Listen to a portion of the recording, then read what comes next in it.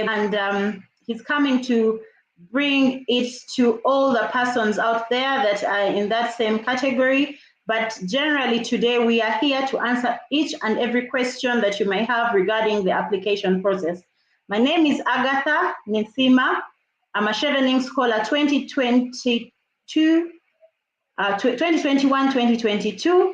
I pursued a master's in international business and commercial law from the University of Manchester, and I will give an opportunity for my fellow panelists today to introduce themselves, and I'll call upon each. I'll start with Gabenja. Gabenja, could you please introduce yourself?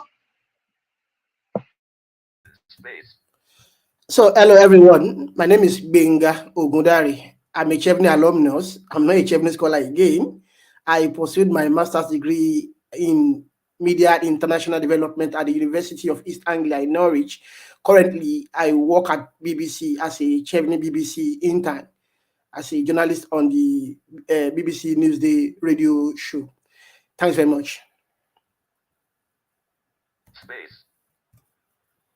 Thank you. Thank you. Let's go to the next one. Dr. Ijoma, please introduce yourself.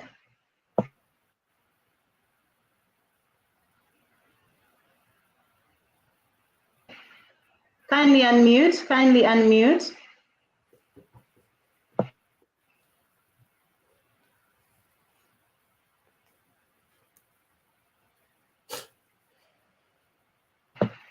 Dr. Ijoma, kindly unmute. Okay. You're unmuted now. Please introduce yourself. Okay, very good. Okay, thank you very much. My name is Dr. Ijoma. I'm a medical doctor by training and a pediatrician. I just concluded a master's in public health and development at the London School of Hygiene and Tropical Medicine. Thanks to Chevening. This is 2022-2023 session, and I'm pleased to meet all of you. I'm ready to answer your questions. Thank you so much, Dr. Ijoma. Funmiji, please introduce yourself. Thank you.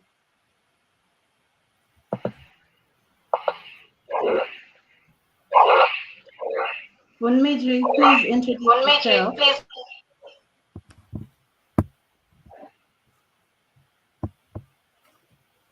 Okay, thank you.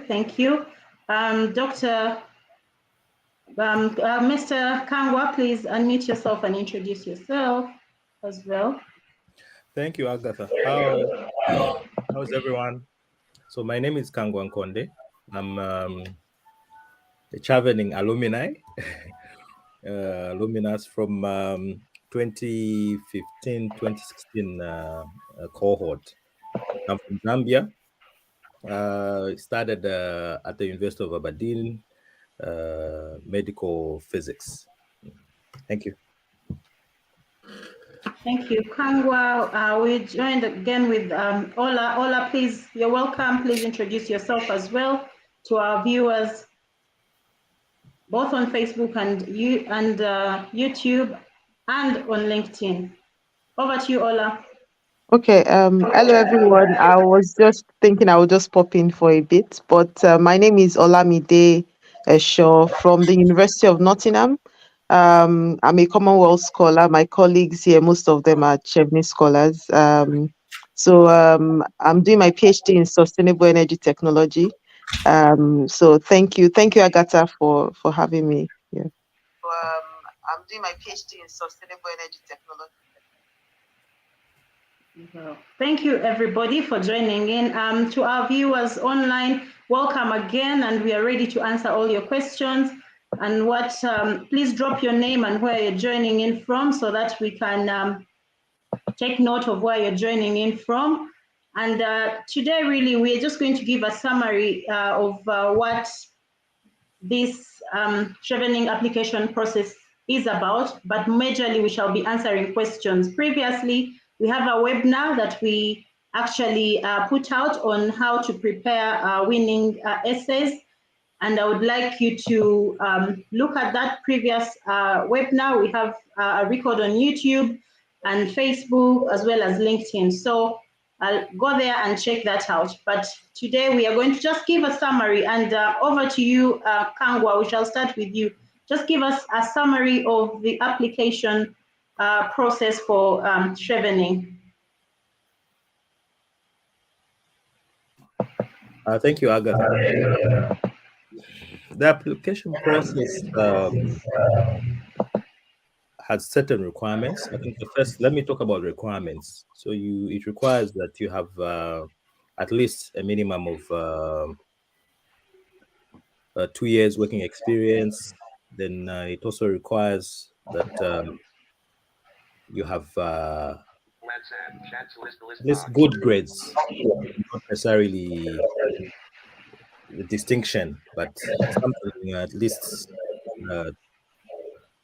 good enough to get you in. And I'm not sure if that requirement is still on now. You may need to write the IELTS English language test as well and get certain grades in it as well.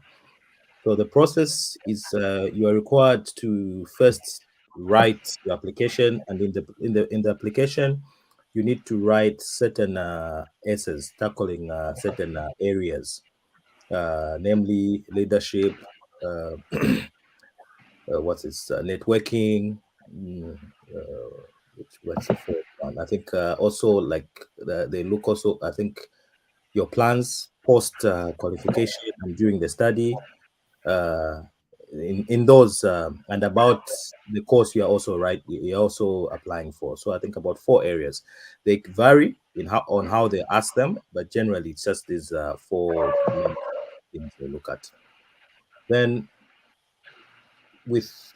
so after you've done your application, so I think the application opened last month and it's closing next month. So there's still a little bit of time in which you need to do it.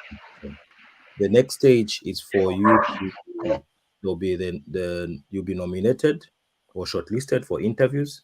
So they host oral interviews, usually hosted at the local embassy, British embassy. And you will be interviewed based on your application. Then after that, there will be a final selection.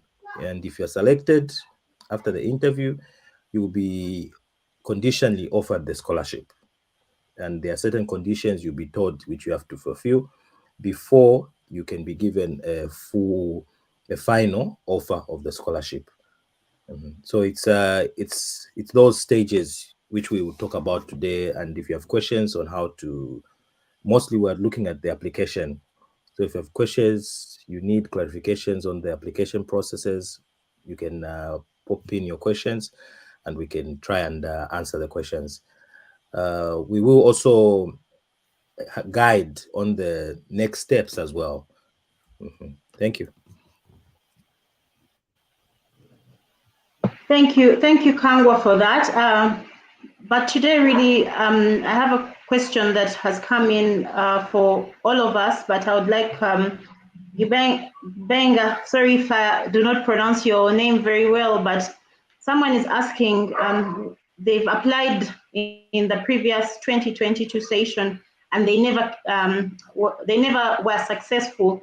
And the question is, how can they make their essays better? I think it's a general question, but maybe you can just take us through on some of the common mistakes that applicants make in respect in respect to the different essays, starting with the leadership essay. Just give us a general overview, but all right, thank you very much, Agatha. So the question is quite, peculiar to me. I actually applied 10 times and I got it on the 10th time. I mean, I started applying 2012 and then I didn't get it until 2022. So, I mean, so the person who sent the question shouldn't be afraid of applying again. What the rejection meant would be that you have to have a story to tell.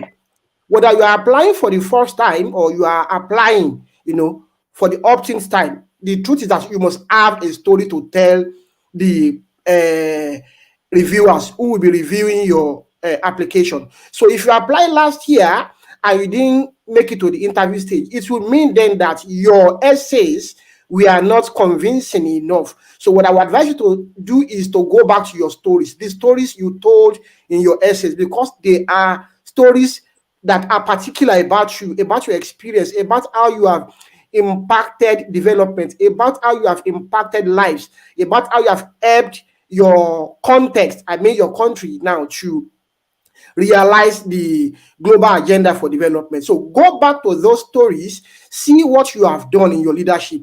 How have you, as a person who is a volunteer or who is a full-time worker in a particular context, use your experience, use your leadership and influence to help individuals and communities and the country at large, go nearer in realizing the global agenda for development. The same thing happens to your networking and your relationship and sharing. And so you can't, be an island on your own and think that you will get the Chevening. No, you have to collaborate. You have to forge collaboration. You have to network. You have to work with people, with communities, with individuals, with professional associations, with professional colleagues and such, other, communities. So you have to be able to tell Chevening how you are able, or how you have been able to apply your skills in networking and collaboration to bring about, again, development in your context, to impact the individuals again in your context,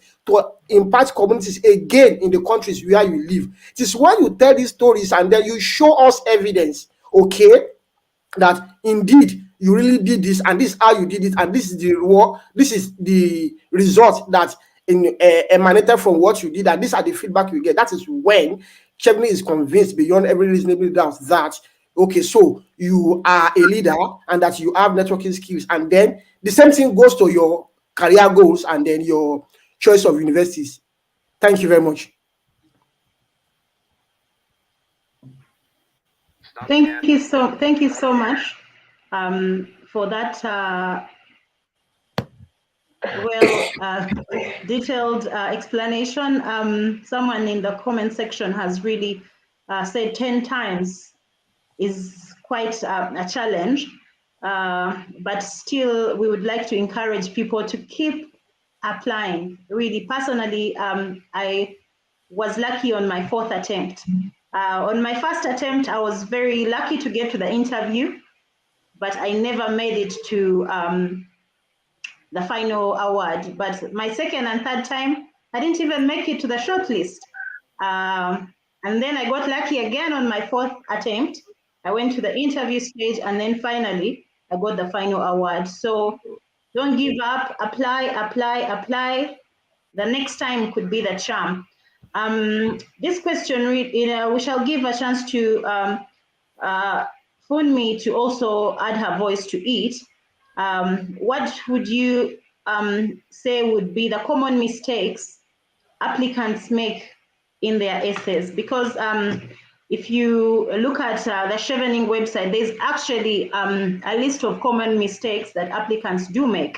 So I would like Funmi to weigh in on that question, so that applicants that have applied before do not make the same mistakes again, but even new applicants don't make the same mistakes again. Over to you, Funmi. I think you mean Ijoma. So Funmi is the interpreter. Oh yes, Ijoma. Yeah, you mean Dr. Ijoma. Yeah. Sorry. Dr. Ijoma, over to you. Hello. Okay. Just like my colleagues have said, don't give up. Just because you apply one doesn't mean you will not get it the next time. Then I want to mention one mistake people make is that you need to get the fundamentals. You need to know the basics first. For example, you have to sleep on the website. You have to get every single detail you need from the website. You have to find out the eligibility criteria. Do you actually meet it? Find out about the working hours. Find out about anything. Then one other thing is, when you are writing your essays, you make it, captivating. The people that are going to read your essay, they are going to read thousands of essays. So you have to do something that will make your essay to stand out. You can be from the first line. Maybe, for example, in one of my essays, what I wrote was, the doctors don't want to hear me. They don't want to listen to me. It is frustrating for a deaf person to go to hospital. No, that kind of thing, something that will jump out. Then another thing again is making grammatical errors in your mistake. That is, that is not, it's a no. Don't make mistake.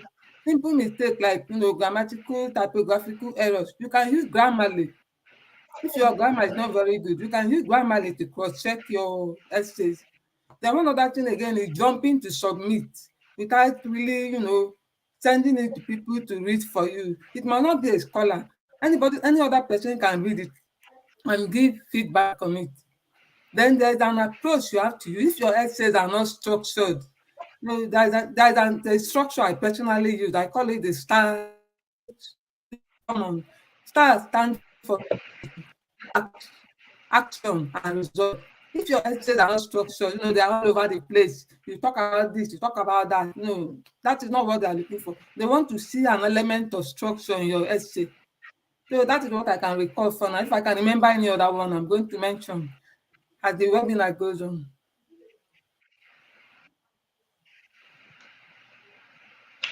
Thank you so much, Dr. Ijoma. There's a question that have been asked over time about the approach. In the last webinar, the panelists really did talk much about the STAR approach of writing essays, and someone asks, what is this STAR approach really? What does it entail, and how can an applicant really, who's never used this approach, come in and use this approach for their essays? Over to you, Kangwa. Please shed light on the STAR approach again. Thanks, Agatha. Yeah, so it's a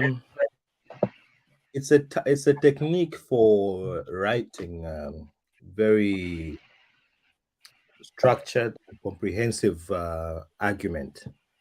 You can even use it for interviews. So the STAR is an acronym. So S stands for situation. So if you're going to write about something, you need to find a situation, look at the situation you want to write about. So create the situation first of all. Then after you've created your situation, you look at the task. What was the task at hand? What did you need to do in this situation you found yourself in? Then after you've isolated the task which you needed to perform, you look at the actions. What did you do now? So this is a task which was required. Then what did you do? So how did you do it? So you also now write the actions, what were the actions you performed. And you shouldn't shy away when you're writing in these essays. You shouldn't shy away to use I. People want to see you. What did you do? Avoid. I know there's a lot of modesty in. We're taught to be modest. We tend to use we. More than necessary. But for this, when you have a chance like this, you need to bring out the I in that. What did you do? How did you do this? Why did you do that? It should be I. I did this. I did that. I did that. Then after you've laid down the actions, you can go now to the results or the outcomes. So R is the results.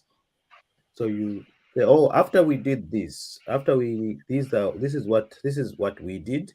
Then as a result of doing this, we had this impact in the community. There was this. So people want to see that you're not just saying, if let's say you're giving an example of leadership, you're not just talking about, I'm a leader, but you look at actual situations where you actually played a leading role, right? And what you actually did, in that which made you be a leader, how did you lead? What did you do in order to lead? And what were the results and impacts of your actions? So that's what I can say about the STAR acronym. Thank you. Okay. Thank you. That Kangwa. We've so far looked at the general common questions that are asked. Now let's go into the essays, and we shall give guides on how to write really winning essays. We shall look at the first question in the application. I hope everyone that is logged in has gone to the Chevening website, opened an account, looked through the eligibility process. Why? Because the application window is closing come next month. So for up to this time, we hope everybody has actually looked at the essays and has tried to draft essays. So let us look at the leadership and influence essay. If you have logged in and looked at the essays, you will see this is the question for this year. It states Chevening is looking for individuals who will be future leaders or influencers in their home countries. Explain how you meet this requirement using clear examples of your own leadership and influencing skills to support your answer. The minimum word count for this particular essay is 100 words, and the maximum word count is 500 words. So let us call upon Dr. Ijoma to really shed light on this essay. What is required of applicants to draft a really excellent essay in respect to this particular segment of the application? Okay, thank you. Now, talking about leadership and influence, a lot of people make the mistake of thinking that a lot of people make the mistake. Can you hear me? People make the mistake of thinking Yes, we that can. leadership is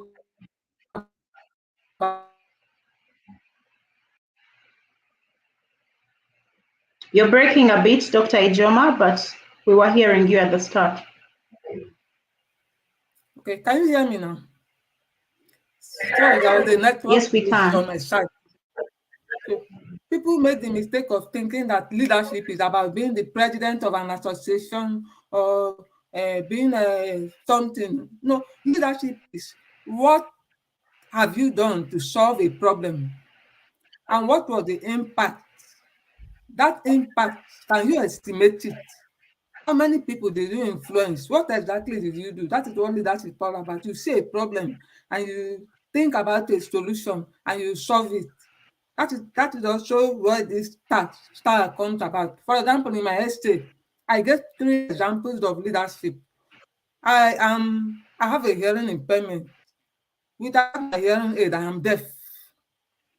With my hearing aid, I'm hard of hearing. But that has not stopped me from achieving what I want to achieve.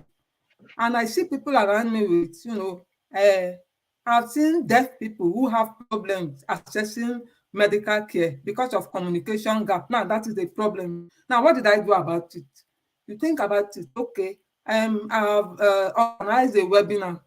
I have tried to, bridge the gap between the patient, the deaf patient, and the doctor. That is part of what I've done. I've done it in little ways. So you give an example of that. You talk about the problem, you talk about the solution, and very importantly, you talk about the impact you make. How many people did you affect? They always like to see figures in your essay. Don't just give a general talk about what you did. How many people did you impact? That is what leadership is all about. Leadership and influence. Then I also gave some other examples in my essays about how I influence. It doesn't have to be a big problem. It can be a simple problem. It can be something small, but made a lot of impact. So that is what leadership is all about. You have to write the essay in a captivating way. Don't make it to be boring. Let it not be, I did this, I did that, I did that. You have to spice it up. If you are a good storyteller, you are going to be a very good essay writer. Writing stories is very important. People, the human being, the human nature likes stories naturally. So now when you see somebody that has been reading thousands of essays, suddenly somebody is telling an interesting story about how he solved a problem. I think that essay is going to, get less chance than other essays. You are competing with a lot of people. One of I want to say is that is in your essay, you have to blow your trumpet. It's not something, there is nothing like false modesty in Chevening. You have to talk about what you have done. So talk about all of them, every single way you have impacted someone. Don't try to be shy or try to play down what you did. You have to amplify it as much as possible. It will be good if you have been, you have been documenting what you have been doing for a while. You don't just wait one day to apply for Chevening. I always tell people that if you volunteer, do something, make an impact. Don't just fold your hands and wake up and say, I want to come and apply for Chevening.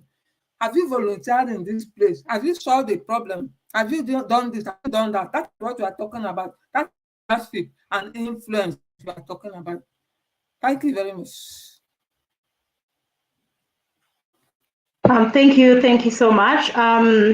Let's just hear more about this particular leadership and influence. Maybe just to break down this question, we just need to underline a few things in this question. The first one is Chevening is looking for, one, individuals who will be future leaders or influencers. So really, that should clearly come out in your essay. Are you going to be a future leader, a current, or do you desire to be a future leader or influencer in your home country? If you do, then explain how you meet this requirement, how using clear examples of your own leadership and influence skills. And how do you do that? By supporting your assertion with examples. And that has been clearly explained by Dr. Ijoma. Just maybe to sum it up, Gibenja, could you please tell us how you do that in an essay? Dr. Ijoma has told us this is how you do it, but can you give us a step-by-step guide on how to do it? Because people listening to us online have heard what Dr. Ijoma has done, but like you had one of the applicants say, they've applied several times and they have not been successful. Could you please give a step-by-step guide on how to actually write this essay? Okay, thank you very much, Agatha. So I will go back to what Kangwa and Dr. Ijoma said and then foreground it in my own context. Now, take it from me, I am blind, as in blind. I can't see anything. And I am a print journalist. Now, I'm not just a print journalist, I am an award-winning journalist in Nigeria, and I've won both local and sub-regional awards for being a blind journalist, competing against sighted journalists. So I guess by now you should be thinking that, okay, this person must be some, magician or some super resilient star. The truth is that, you should, like I said earlier, must have a story to tell. Now, this is my own leadership. I lost my sight while I was already a journalist, 4 years into my career as a journalist. And it did not deter me, because then I now realized that persons with disabilities are underrepresented in news coverage, in the media generally. And so that became my own big problem. That became the way for me to actually influence decision that will favor persons with disability in Nigeria, over 30 million for that matter. And so I kept on reporting disability, development, and policy challenges affecting this community. So I go back to what Kangwa said about staff, okay? And I will add another F to it to make it staff. The situation in my own context is that over 30 million persons with disabilities in Nigeria are underrepresented in news coverage and news reportage.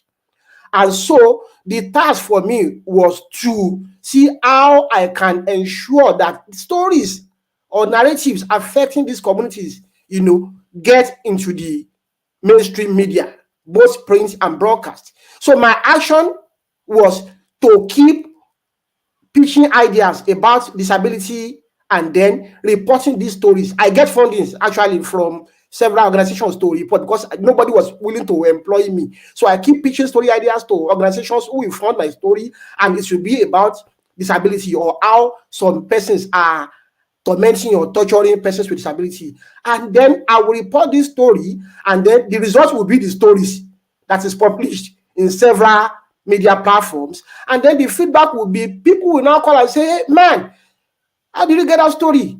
And now we will take action. And so, you know what I did on my 10th attempt when I got the scholarship? I found out that persons with albinism in Lagos State are dying because of cancer.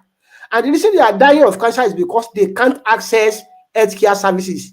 Okay, so I did the story and I did data. I did a data-driven story showing that the Lagos State government has not budgeted enough to take care of the health of Lagosians, how much less, persons with disabilities. And I gave a bit-by-bit account of how much this money will go around if they were to be distributed. And so by the time I did the story, the Lagos State government was scandalized because at the end of the day, if we share the health budget of Lagos State among Lagosians, they won't get more than 3,000 naira each person in Lagos. So how does that now help a person with albinism who is battling with cancer and blindness to get treatment? So at the end of the day, 4 months later, the state government could not withstand my story. They had to initiate a policy that now gives free healthcare insurance to persons with disability in Lagos State. Now, that is the feedback, the result and feedback. So you see, your STAR approach has just completed. I have put a F there too, which is feedback. The feedback you get from your community, how women who are pregnant, who are disabled, are now able to access healthcare in government hospitals. How the blind are able to get to the hospital and they are able to, attend to them without, stress. Those are the things. How I use my own media influence as a blind journalist to bring the voice of persons with disabilities into mainstream media, both online and traditional. How I'm able to influence non-state actors and state actors to see that disability issues are actually a big issue that policy should focus on. That is how you tell the stories of your leadership and influence. I hope that helps. Thank you. Thank you so much for that elaborate example that you've given. And I think that people online really have benefited from that example you've given. Thank you so much, and congratulations on the achievements you have so far. And we hope that you continue to be a voice for so many people out there. Let's move to the next question, which is on relationship building and shared learning. Once again, I hope our viewers, you've logged in. The link has been shared in the comment section. If you have not, please go there and check that link and try and apply. The application really is an easy process. All you need is to write your winning essays and you're good to go. This particular essay is about relationship building and shared learning. I think in the previous years, it used to be the networking essay, I think. The question is, Chevening is looking for individuals with strong professional relationship building skills who will engage with the Chevening community and influence and lead others in their chosen profession. Please explain how you build and maintain relationships in a professional capacity, using clear examples of how you currently do this, and outline how you hope to use these skills in future. Key to this question really, if you are those that read as you underline, key to underline is individuals with strong professional relationship building skills who will engage with the Chevening community and influence and lead others in their chosen profession. And you go ahead and explain how you will build and maintain relationships in a professional capacity. How? By using clear examples of how you're currently doing this and how you hope to use these skills in the future. So it has different elements. It has your current, how you are currently doing it and how you hope to do it in the future. So let us, is Kangwa there? Kangwa, please come and give us how you would advise our applicants to actually answer this particular question. Yeah, so I think there's a bit of feedback. Yeah, thank you. So what this question is looking for, firstly, is I think it requires one to outline the philosophies that guide professional relationship building and sustain engagement as well. So you kind of outline the philosophies behind professional relationships. Then once you've done that, you can go into you pick an example. So you have, I think here, the other thing you need to understand is that relationship building, it's like Agatha has said, here it's a professional relationship building. So this is networking. How do you use your networks to further yourself career-wise, even to tackle problems and challenges? They may be professional, they may not necessarily also be professional, but how can you harness the professional networks as well? So you need to outline those examples you have had in your life, right? So here, if you are coming from high school, you are coming from university, you haven't worked. There are those challenges where people have asked, I'm just coming straight from school or from university. I haven't really had very deep rooted networks yet. How can I phrase this chapter? So here, what they're looking for is how you have harnessed your relationships from university. Even in university, while you're in university, how did you harness those networks you had to solve one or two challenges you had? If you're in university and you're talking about professional relationships, you can look at how did you harness the relationships you've created with your lecturers. How did you harness your networks you've created even with your core cosmates, right? And how did you, using those networks, how did you solve the problems you have had so far? If you are working, of course, people want to see how you have used your networks from before, current, to solve problems in a professional setting, even in a non-professional setting. So all these are things which kind of they're looking at, because they kind of play a very critical role in the future. So what Chevening is looking for are people who are able to use their networks to further the community agenda, and also further the national agenda, and also further their personal growth as well. And Chevening also wants to tap into such characters, because they know that these are characters who are going to push the Chevening agenda as well. Like what's happening now, we're sharing these experiences. This is what Chevening is looking for. People who are able to come back and utilize networks. So, and a typical example I can use is one of our colleagues has come up with this idea and reached out to all of us, the ones you're seeing here, from different countries and different areas of specialization, and brought us together to come and sit down and have this discussion and explanation of things, of how to apply. So this is a typical example of relationship building and shared learning. So she's able to harness the network from her network, the Chevening network, bring it together, and ultimately have a product which we can deliver, which can help others proceed in their adventure into this scholarship. Thank you. Thank you, Kangwa. And before we go further, let us look at some of the questions that have been asked by different people, because we have a question in the leadership part. Oluwatabi Oluwatobiloba Adebayo is asking, good evening, I'm Adebayo from Nigeria.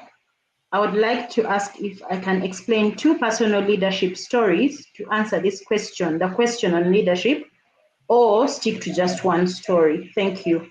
And Dr. Ijoma, I will allow you answer this one to answer Adebayo's question. Okay.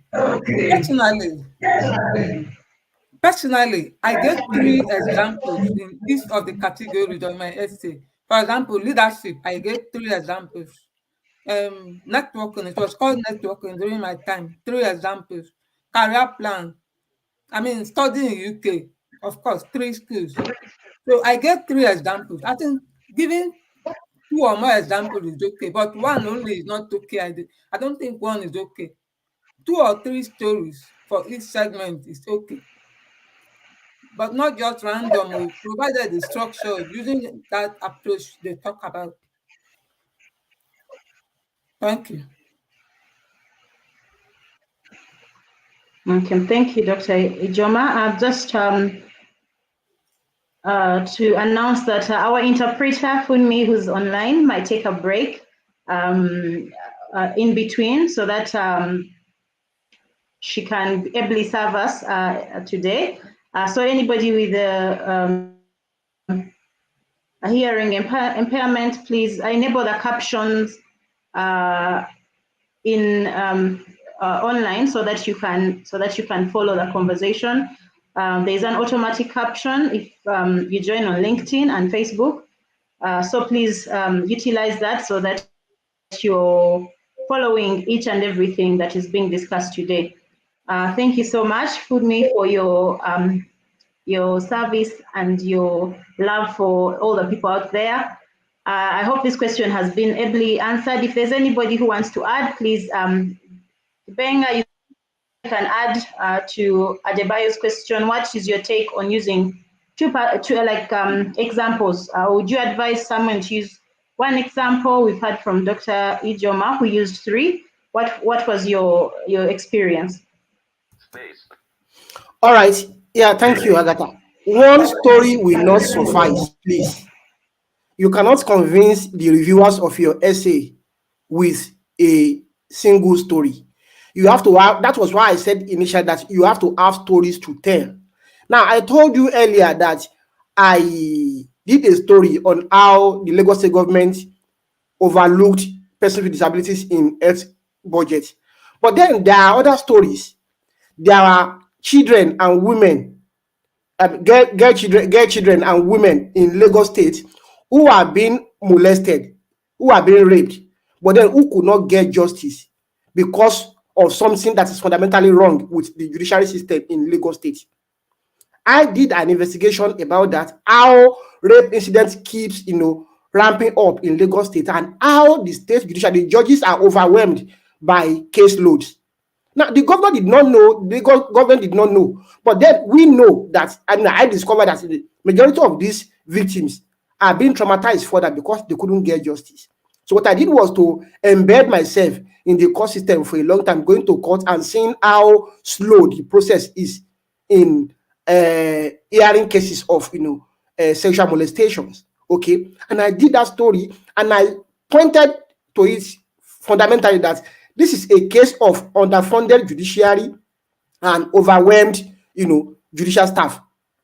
And then lawyers who are quick to want to exploit the situation to implement, adjournments over adjournments until the victim is tired and is not inclined about getting justice again. The moment I published that story, the governor went to the Lagos High Court immediately. It wasn't on the second week, it was that same week. He rushed up there to confirm the story he saw, and then they said that was the thing.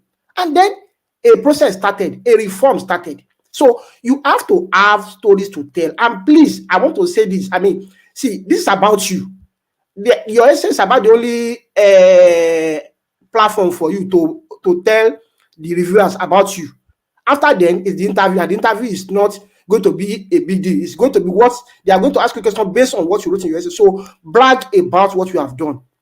put links there if you have links. In my own case, I'm a journalist.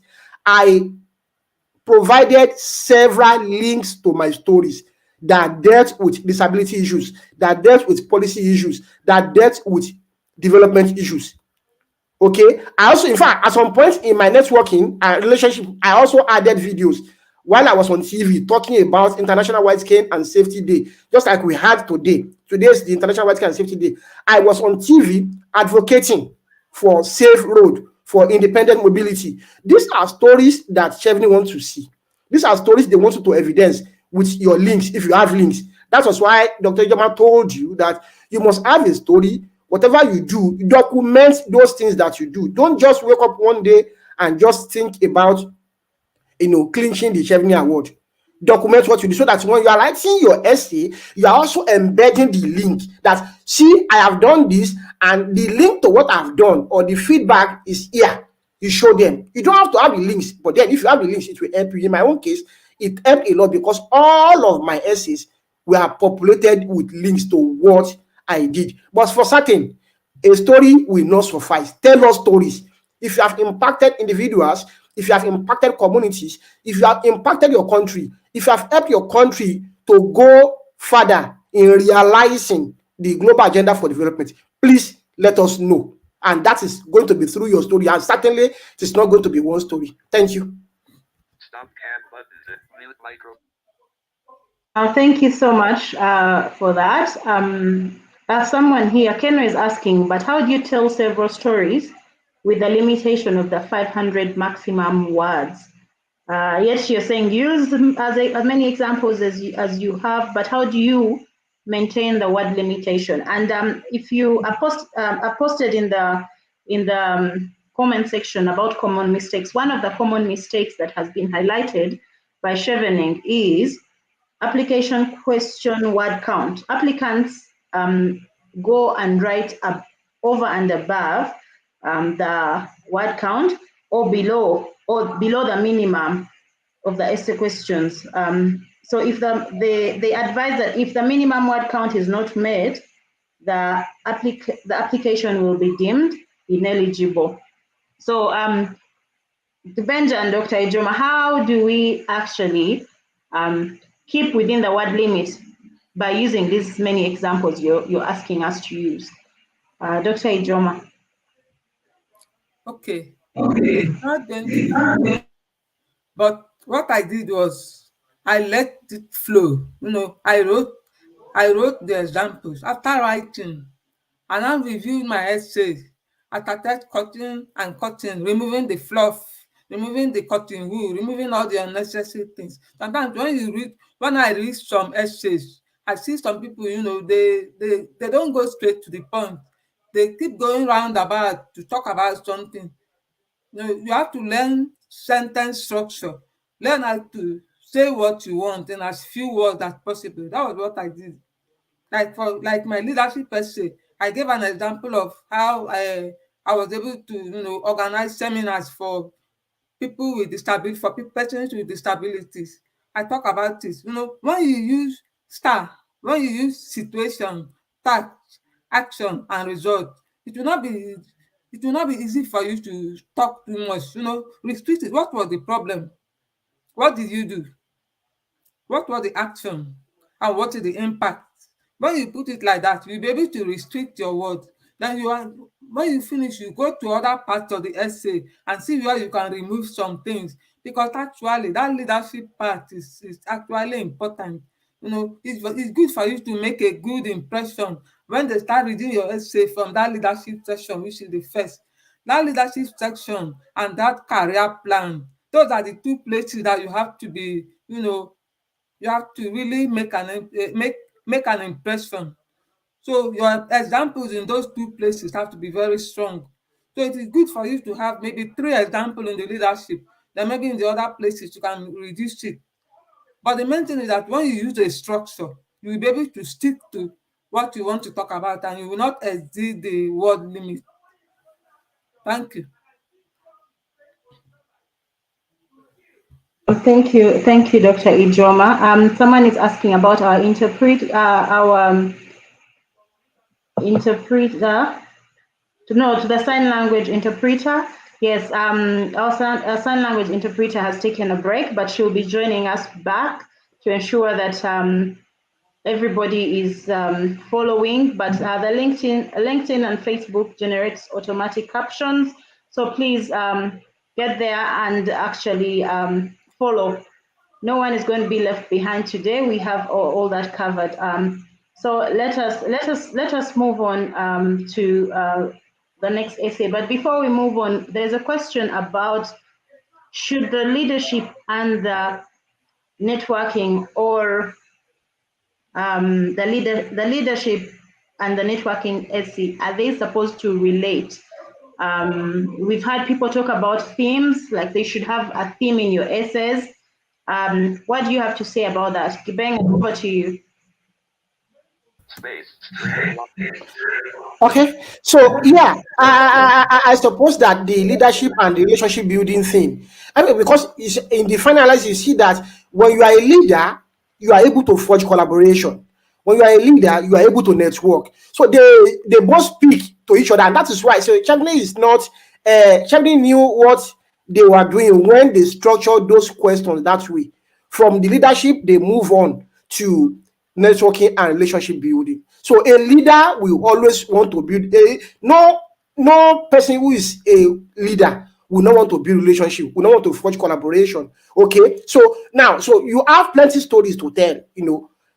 When you give about 2 or 3 examples, maybe 3 examples in your leadership, the rest should come into your relationship building. But this time around, you will now make those stories speak to how you are able to use collaboration and networking and sharing, information sharing, to drive that essay. Okay, so yeah, you can have a theme if you want, but then make sure ultimately that you have a story to tell. I mean, you can't just, for me, okay, so yeah, in my relationship building, I talk about my volunteering role. I'm the public relations officer of the Nigerian Association of the Blind in Lagos State. So in addition to being a journalist, okay, I'm also the communication person for the Nigerian Association of the Blind, and through that role, I am able to relate with my professional colleagues in the Nigerian Union of Journalism, Nigerian Union of Journalists, and then all other actors, professional actors, even transport unions, because we are talking about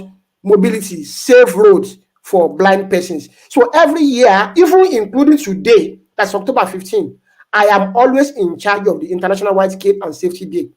I have done a press statement that have gone viral today in the media platforms in Nigeria. Okay, so that's my relationship building skills.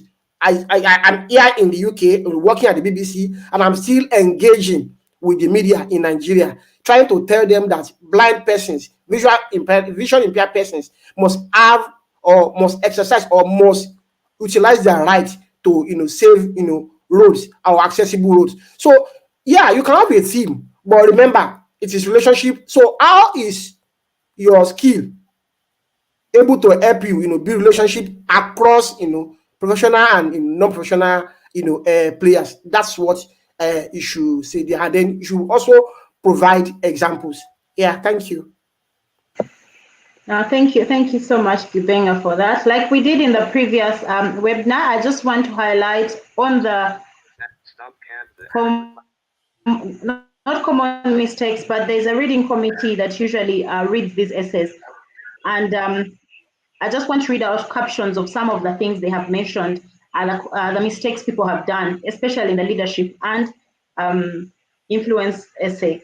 So first, they said, when demonstrating your leadership skills, try to draw on recent examples. For example, you might be 5 years post undergrad, and then the example you're using is your high school example. So try and use more recent examples from your professional experience. Then many applicants had a tendency to use examples from their academic experience, even as far back as secondary school days. So that is something that is discouraged. Please use more recent examples. Then some applicants assumed that occupying a particular position or role was in itself sufficient to demonstrate leadership. So you state in your essay, I was the manager for my from human resource in the company that I work in. And they're just listing the different roles. I was a manager, I was head of this, and that is not sufficient. So just listing the various responsibilities that you have held over the years is not sufficient. Make sure you take it a notch higher and explain, make sure you take it a step further and explain how you have successfully gained and maintained influence and what the outcome was. So I think the STAR approach has been explained, so please use it. The result needs to come out. And then lastly, many applicants were able to clearly define the concept of leadership, but failed to provide examples of how they have exhibited it and how it links to both their study and post-study plans. So please go to the Chevening website and try and follow some of these comments there. They have given common mistakes that are being done, but also they have given for people who have applied in previous years and have not been successful, they have given something on how you, why did I go wrong on my Chevening application, feedback from the previous year's reading committee. So I think let us move on to, we are going to answer all the questions. Maybe at this point, before we go, we can answer some of the questions so that we don't lose them along the way. Harold asks, Harold is asking, is it possible to submit the application in the absence of offer letters from universities? Dr. Ijoma, please weigh in on that. Okay, well, I actually got the scholarship before I got my admission. Do you understand? So I want you to focus on your essays. I keep telling applicants, focus on your essays. In fact, some universities have not even opened their admission window for the next session. So you still have a lot of time to, focus, to write up your application. So go ahead and focus on your essays. If you have an offer, fine. If you don't have an offer, fine. But make sure your essays are top notch and face that before you start talking about the admission offers. In fact, when you get to the interview, after the time I had my interview, I told them that I don't have an offer yet, and yet it is not preventing me from getting the scholarship. What is important is that you have listed the universities you want in your essays, and you know that eventually you will get an offer. So I don't think it actually influences the success or failure of an application. Thank you. Thank you so much, Kibenja. Dr. Ijoma. Kibenja, there's a question here about, from Jennifer. She's asking, can someone apply for this scholarship if they don't have a passport? There are many things that having a passport is going to help you with. For example, some universities require you to write IELTS to the English exam. You cannot apply for IELTS without a passport. Well, you can. The Chevening application itself does not need a passport. You can go ahead and start the application and submit it, but I will advise you to start processing your passport as soon as possible because you are going to need it for a lot of things. IELTS application, even some university applications, the means of ID they want is your passport. But I think I really need to clarify. When they ask for a means of identification, Benga, did they ask us for our passport? Benga, you can. Yeah, I can't remember. They asked for international passport. It's a means of ID. Well, maybe your NIMC ID might suffice. But the truth is that ultimately it is the international passport that is better because, like Dr. Ijoma said, you need to write the International English Language Testing System, IELTS, and then the only means of ID you must provide is your international passport. If you are going to get the Chevening and you are going to start processing your visa, you have to go to IOM to do your TB test. The only means of identification they will ask is your international passport before you can do a TB test. Otherwise, you are not going to do it. And so, all of this, and then in some applications for universities here, they will ask you first and foremost to submit your international passport, because at the end of the day, they are going to give you cars. They can't give you cars when you don't have, travel documents. So please, if you are serious about getting the Chevening, please get your international passport ready and then start the other process. Thank you. Thank you so much for that guidance. Maybe just to, at the point of applying for the scholarship, you don't have to have the passport, but as you go and progress in the application process, a passport is a key document you should have. So, like they have all mentioned, you need to go ahead and get a passport because it's required. It's a requirement for a successful applicant, because there are states that are going to require it. So please go ahead and get it, and so that you avoid inconveniences as you go ahead. We know people who have actually applied and have been conditionally selected, but they don't have passports. So they start struggling on the last minute to actually get their travel documents ready.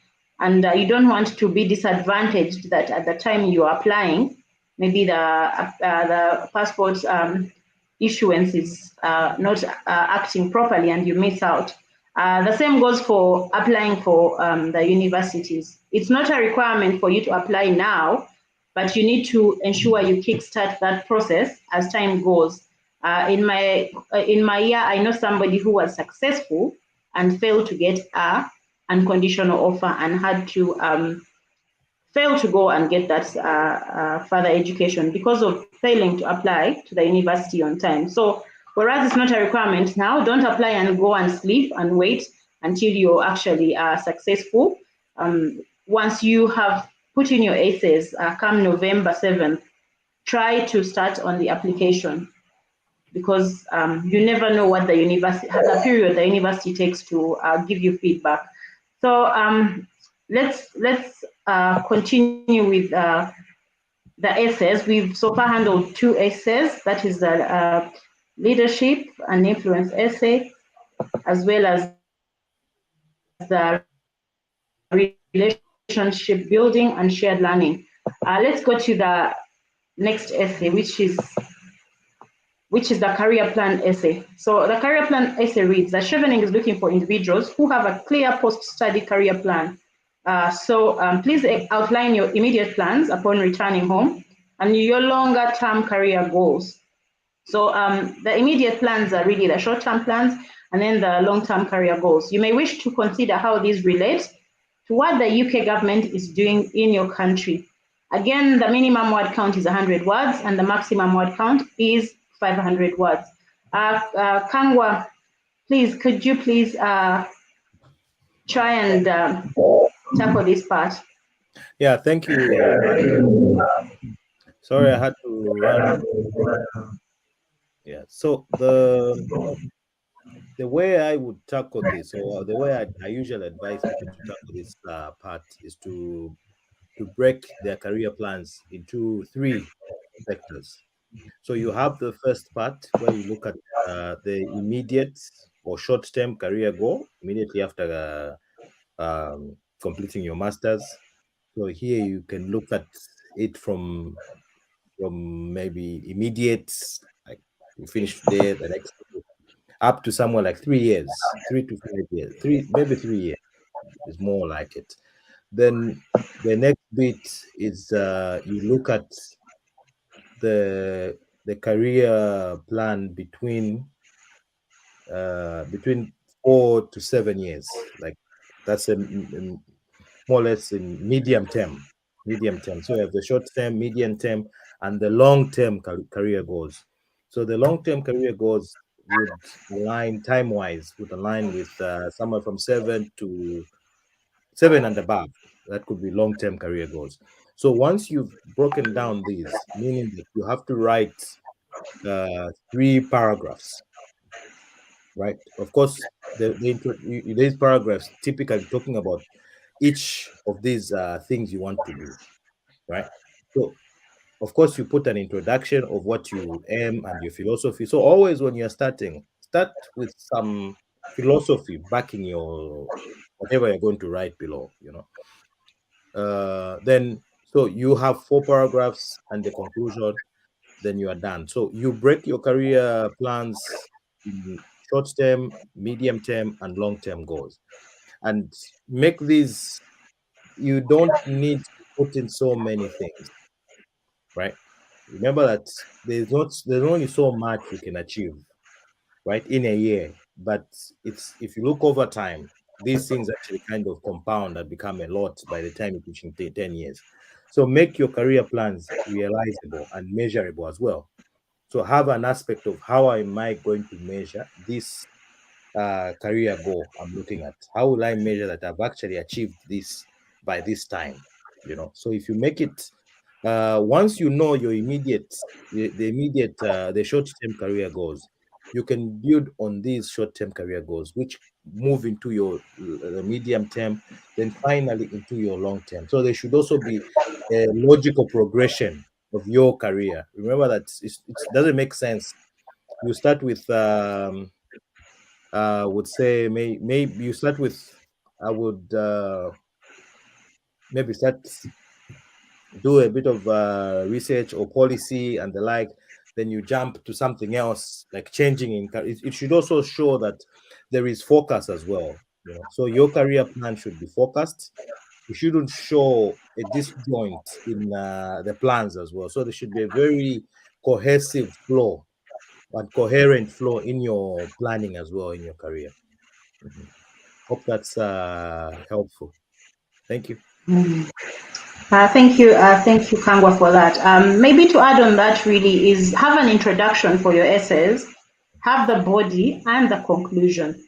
A real structure of a good essay. So when you're writing your introduction, the philosophy he's talking about, let it come clear and strong in your introduction, what you're going to write. And then the examples that he's talking about of your short-term and long-term plans are in your body. And then finally wrap it up with a conclusion without minding the word count that they've talked about. So maybe if Dr. Ijoma or Benga has something they want to add, please, in respect to this essay of career plan, how best can you write a successful essay in respect to this part? Space. All right. So, in my own case, yeah. Now, let me try and foreground what Kangwa just said. I mean, Kangwa mentioned philosophy, and I'm afraid that probably majority of applicants listening to us might not really understand what that philosophy means. Just provide a background information in the introduction that Agatha said now. What a background information about your career trajectory up to the time you are applying and then going forward.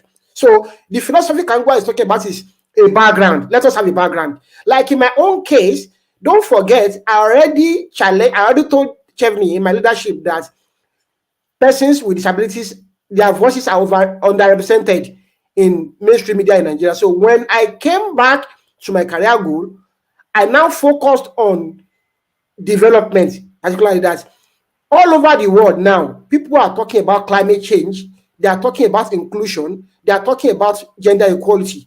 But I'm afraid in Nigeria, persons with disabilities are being left behind.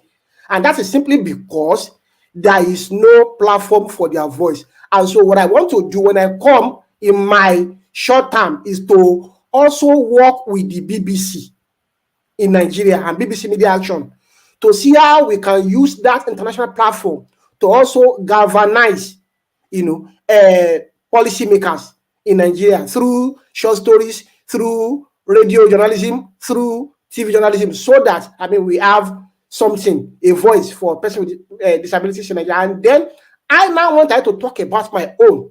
That as a blind journalist, I am going to start the first media platform solely devoted to disability journalism and policy. Disability and policy journalism in Nigeria.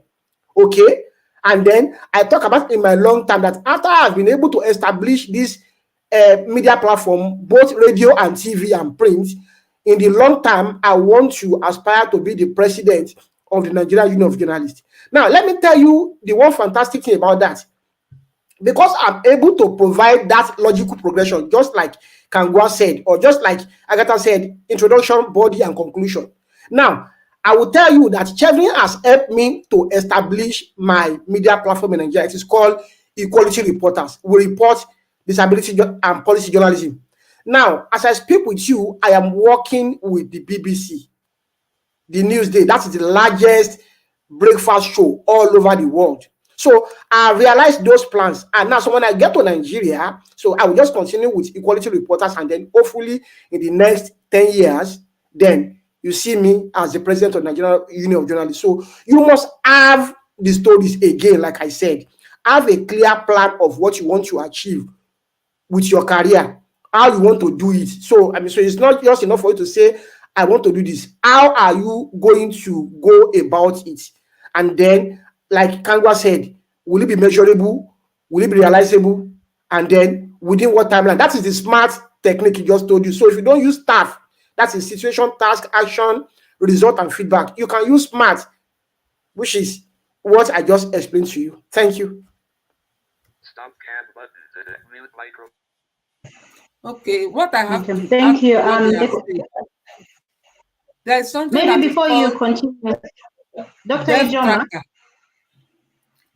tracker, development tracker. Dev tracker is short form of development tracker. Go to Google and Google it. It shows a list of things the United Kingdom is doing in different countries. If you can find out what the United Kingdom is doing in your country and find a way that your career plan can align to it, maybe there is something they are doing in health, or there is something they are doing in energy, or something they are doing in climate justice, and it's related to your what you are doing. Find a way you can key into it. If you can add it to your essay, your career plan, it will be good. Then one other thing I have to say is that don't say when I come back, when I finish, I'm going to do a PhD. Even if you want to do a PhD, you don't have to mention it there like that. You have to talk about what you are going to do first before you do the PhD. Well, how are you going to give back? How are you going to give back to the society with what you have learned without going for further studies? That's all I have to add to the career plan. Thank you very much. Okay, thank you. There's a question from Keno. Do you need to include the number of years? For example, short-term goals, 0 to 2 years. Upon returning, I'll continue with my role as a public health researcher. I think I think that has been. yeah, I did Yeah, mention that we do need to include the number of years as well. I think it makes more sense to somebody who's reading to follow exactly what you are. If you just put it open like mid-term, short-term, long-term, it's very vague, really. Then maybe just to add on what Dr. Ijoma has said, avoid actually. I remember being hearing this, like you need to avoid mentioning that you move into either academia once you finish or you go and do PhD. I think what this scholarship is looking for is for people to who will build careers where they right, and have an impact where you are right now. So it's not, yes, of course we understand people change and their opportunities vary and you can still deliver even when you move, but it's trying to, I think they try to have a different approach to other scholarships which are more based on feeding the research and academia, academic research, and they want to increase capacity within the outside. That's why most times they also go for people already working so that you can develop wherever you are. That's where you actually go and have an impact when you come back. Okay. Thank you. Thank you so much for that elaborate answer. I think this question has been well answered. And maybe just to go back to the readers' comments in regards to this one. The reason we are going to this is to show the feedback that has been said from the reading committee of the 2023-2024 cohort. This helps to guide so that you don't make the same mistakes. Here they mention that when it comes to the career planning, ambition is great, but make sure you have achievable plans of how you get there. The strongest responses included specific measurable goals, and this has ably been mentioned. And then don't forget to think about the role the Chevening network will play in helping you to achieve your career goals. I mean, what doors it will open for you once you are a successful Chevening applicant. So once you're answering this particular career plan question, please take note of that. Make smart goals. Let's move to the last, I think, essay, which is let's look at the next essay, which is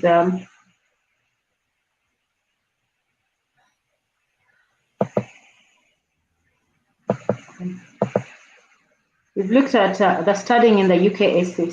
So this question reads, outline why you have selected your chosen 3 university courses. I hope that persons that have logged into the portal and created an account and started the process have seen that you're required to choose 3 university courses. And please explain, if you haven't, there's a course finder on the website. So there are people who have logged in, but they don't know how to actually find universities in the UK. So there's a course finder. You just have to mention a course you want, and it will show you the university that is offering it. So you can use that that particular part. But the question says, explain how this relates to your previous academic or professional experience and your plans for the future. Please enter new information and examples here. Do not duplicate the information you entered on the work experience and education section of this form. The word count is still the same, minimum word count 100 words, maximum 500. If you've logged in and seen the application, personally I have logged in to see, the beginning part has a part where you put in like basic information, your name, your education, your work experience. The work experience is important to see if you actually eligible, if you have the necessary 2 years experience. And then they are saying that do not duplicate this information. So what does that mean? Benga, could you please tell us what this particular essay is requiring from applicants? All right, thank you. Okay, so now your choice of universities, they are quite important. And like they say, you don't have to duplicate what you have in your work experience or your education experience. This is strictly talking about your attraction to these universities that you have picked. Why did you choose those universities? Something must be in that university that you have read about that attracted you, that made those universities your choice. Okay, so those are the things they want to see. For instance, in my own case, I've been following the University of East Anglia for a long time, for 10 years, okay, since I started applying. And I saw that the university is a research institution. And because I'm a journalist, I don't just want to do journalism alone. I want to do journalism for social justice. So I want an institution that will teach me how to merge media with international development. Unfortunately for me, I found that in the University of East Anglia and at the University of Sussex. Okay, so you have to tell them that having gone through, okay, for instance, in my own case, I told them that I looked through the modules offered by these institutions and I see that they speak to human rights, they speak to social justice, they speak to policy and development. These also modules, if I have the opportunity to get the Chevening scholarship and access those modules and learn from them, I will come back to Nigeria and do journalism in a different way than it is being done now. So you see, all of your universities that are going to pick, they must, by all means, relate to your own next essay, which is the career plan. They must relate. How do you want to use these courses to enhance yourself, to build your capacity, to build your critical thinking skills, to build your problem solving skills, or sharpen them again, so that when you get back to Nigeria after your scholarship, you will be able, or you be the best in your field as far as impact and development is concerned. So first and foremost, look through the universities very well. Don't just apply. What are these universities offering? Look at their modules. Do you like them? If you don't like them, so Chevening ask you to pick the best. You can choose to go to University of Oxford. You can choose to go to Cambridge. Pick the best. But make sure that these universities, all of them, have something to offer you that will prepare you for the next level of development practice and development impact when you get back to Nigeria. Thank you. Stop cam buttons and mute microphone. Thank you so much for that. Maybe any of the other members can add their voice to that. What exactly should applicants look out for to ensure that they choose the right universities and also write a wonderful essay? Maybe just before they come in, this particular essay, really, you must have identified the universities. I know we have said that you don't have to have applied for these universities, but you must have identified them. So you cannot write this essay if you have not identified those universities. So please, you need to identify the universities now, and then you can apply to them later. Kangwa and Dr. Ijoma, do you want to add your voices to this particular part? I'll let the doctor. For this study in UK, there are some factors you have to consider when you are picking your school. There are some schools that require that you write IELTS. I can see somebody is asking what IELTS is compulsory. It is not compulsory. It depends on the school you want to go to. Some schools ask for it, and some schools don't ask for it. If you feel you do not want to write IELTS, then maybe you should Google UK schools without IELTS admission requirements. You are going to see a list of them. So that is part of what will determine what school you should choose. Then maybe you have a particular lecturer or a particular researcher or somebody that you have read his or her book and you really want to go to the school of that person. That is one other thing. These are some factors you put in your essay. A lot of people put in their essays, I chose this school because it is the #1 school according to the Times ranking. Many people write that thing a lot. Try to make your own essay different. It could be the area, it could be the location of the place. For example, in my essay, I wrote that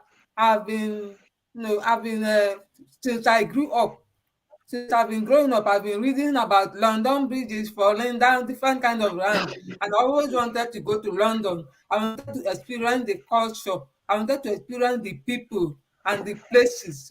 That was what I wrote as part of the reason why I picked my school, London School of Hygiene and Tropical Medicine. Then in another school, I picked the name of a particular lecturer, somebody that I've been reading about, somebody that has been working in the field of disability. I picked her. I mentioned that I also picked this school because I look forward to having lectures from Professor so and so, who has been working for 25 years in the field of research and has published this and this and that. Do you understand? That is one other thing you can put. Then another thing you can put is you want to know, it must not be about the ranking of the school always. Try and make your essay to look different from thousand others of essays. So that is what I have to ask for the school. But you don't have to fix your mind that this is the school I want and it must be this school. You have to have an open mind, because one school may not give you an offer, but another school might give you an offer. But if you can get one or two offers, like one backup, I was actually very lucky. I nearly missed my admission, because my school was asking for transcript. If you don't have your transcript, start getting them now. You know how Nigerian schools are. Start the process of getting your transcript so that when your school eventually asks for it, it will not be a problem. I not only missed my own admission by about 2 days because they were delaying my transcript. So if you've not gotten that, for Nigerian applicants, start the process of getting your transcript. Thank you. Thank you so much for that wonderful contribution. Again, I will read from the reading committee's guidance they gave on this essay. If you're hoping to be chosen for Chevening, you should really have a strong understanding of why you have selected your chosen courses and how they relate to your previous academic or professional experience, and your future plans and your plans for the future.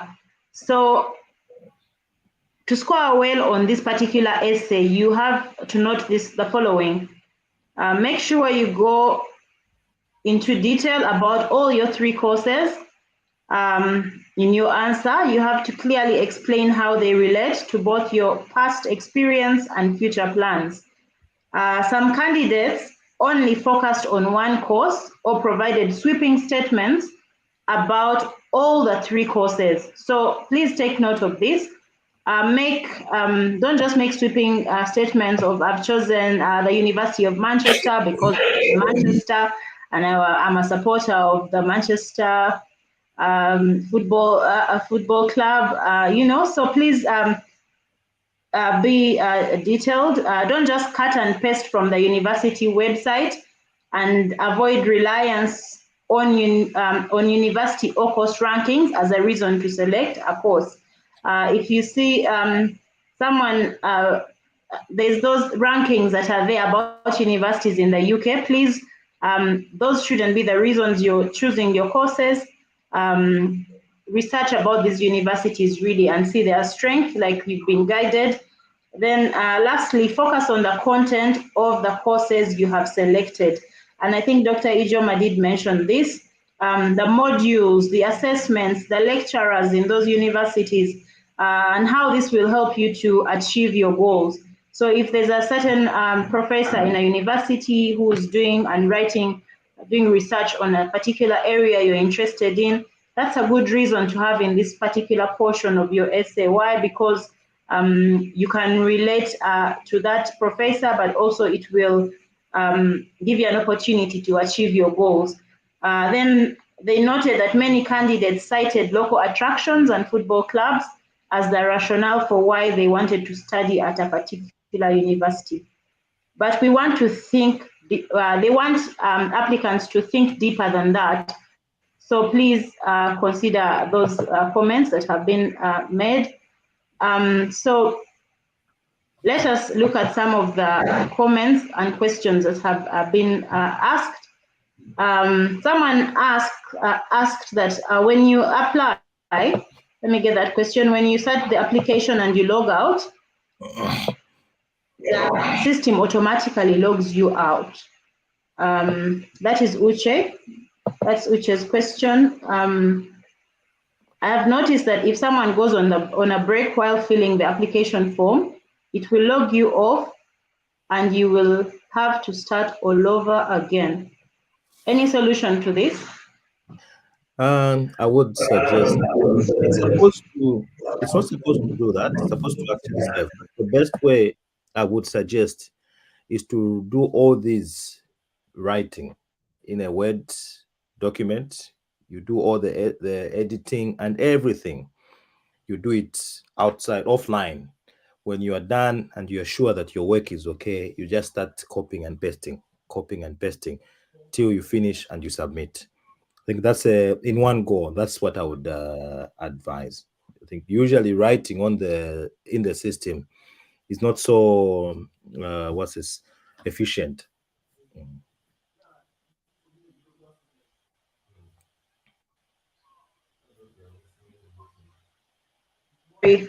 Thank you for that, Kangwa. Someone is asking if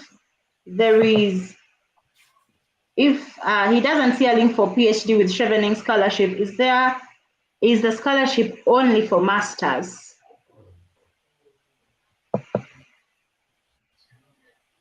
Let me chip in a bit. I think I would. I usually say it's a yes and a no. So what determines what scholarships are available under Chevening is your country where you're applying from. So if you're applying from, I'm from Zambia. So if you're applying from Zambia, we only have masters, and I think there is a fellowship for later on, for a few months fellowship. In other countries, very few. I've seen PhD Chevening, but mostly it's from Australia and I think Canada. They have those conditions, so it's not really open for to all countries. So it's more or less a country by country basis. Mhm. So when you push in, it will show you all the available scholarships under Chevening on the application portal. So most Commonwealth countries or most countries generally do not have the PhD. You may have one form or another of a fellowship, a 3-4 months fellowship, and then MSc. The PhDs are reserved for a very few countries, and most of them are in the global north. Okay. Someone asked about if they need to gain admission first before applying, and I think that was ably answered. We are coming to the close of today's session, but before we do, we want to give some parting shots. So I'll give an opportunity to each one of us to give a general guide to this application process.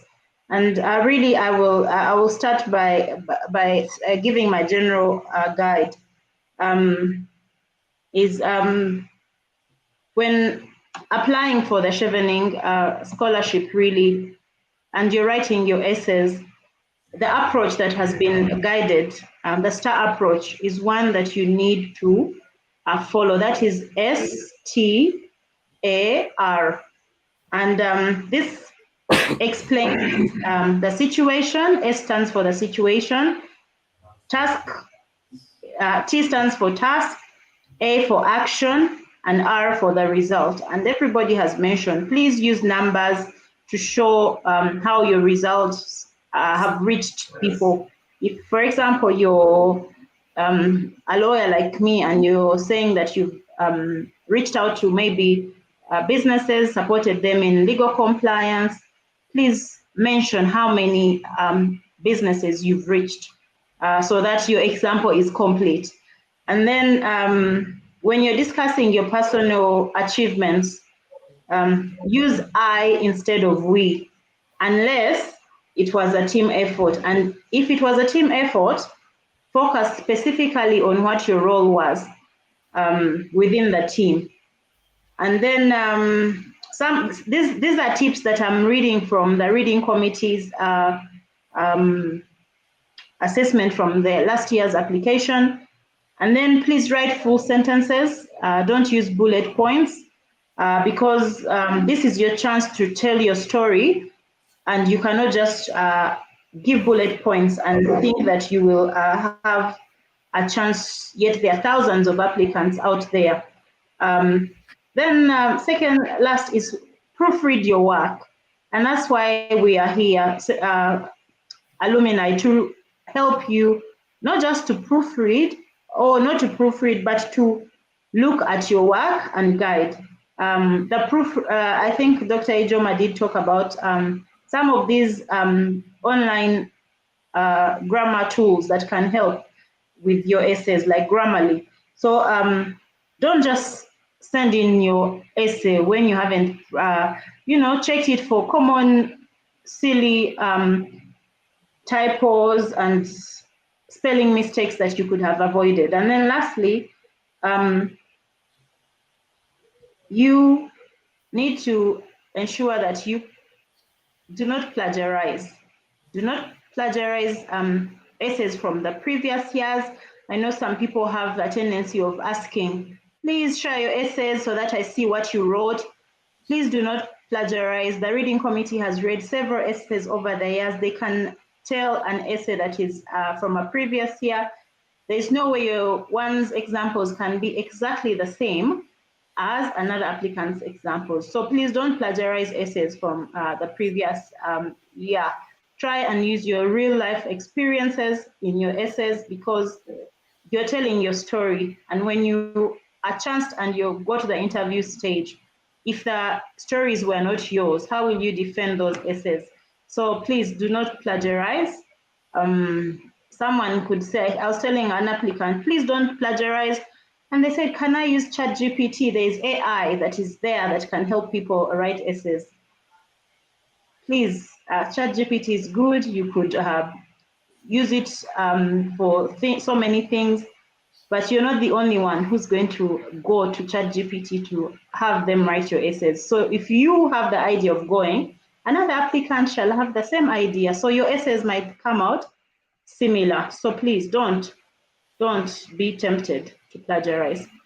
So let's move on to Dr. Ijoma. Please give us your parting shots. Thank you very much. You basically said everything about the essay. Like the structure is important, proofreading is important, then writing your story in a captivating way, telling stories. Don't make it boring. Make your essay to stand out. Let it be different from that of other people. Then if you can, give it to some people to read for you from a different point of view. What you think is a very good essay may be looking bland in another person's, from another person's perspective. So give up. If you have tried before, don't say, I'm tired. You have seen an example of those who have tried and have gotten it. So don't give up. And I want to particularly commend the sign language interpreter. It's not easy to be signing for how many hours now? For almost 2 hours. I want to commend Mrs. Fumi for a good job interpreting for us. And I'm a disability advocate. I try to promote inclusion. So I was very happy when Fumi agreed to come to interpret for us. So that is all I have to say. Thank you.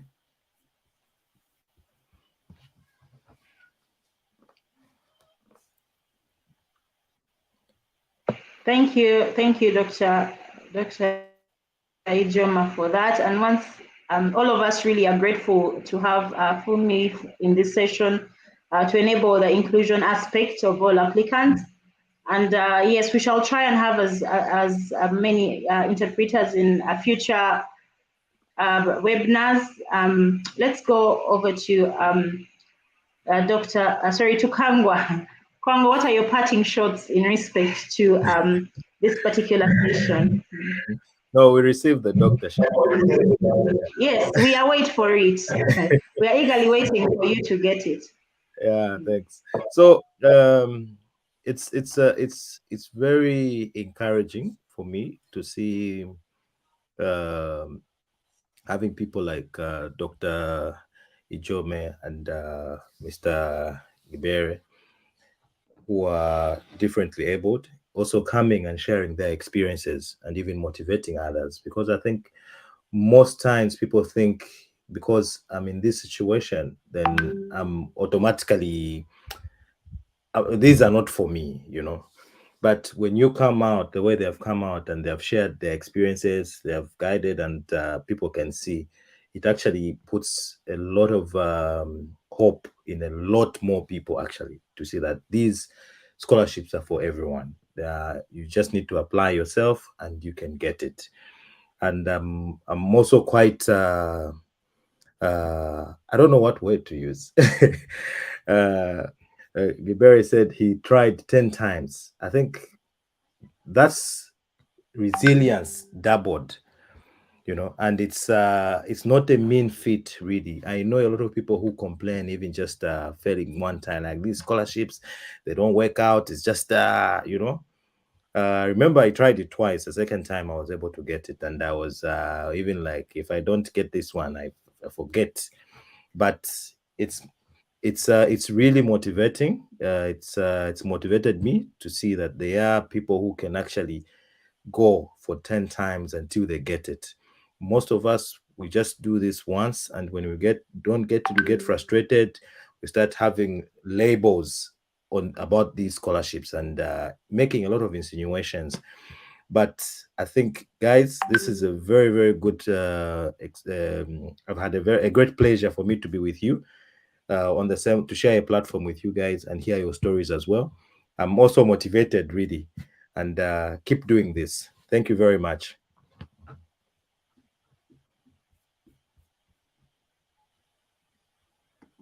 Thank you, Kangwa, for that. I know we are finalizing. We just went here from Gibenja and close, but before we do that, let us just look at the 2 questions that came in, but those will be our last 2. Someone is asking about if there's a scholarship for the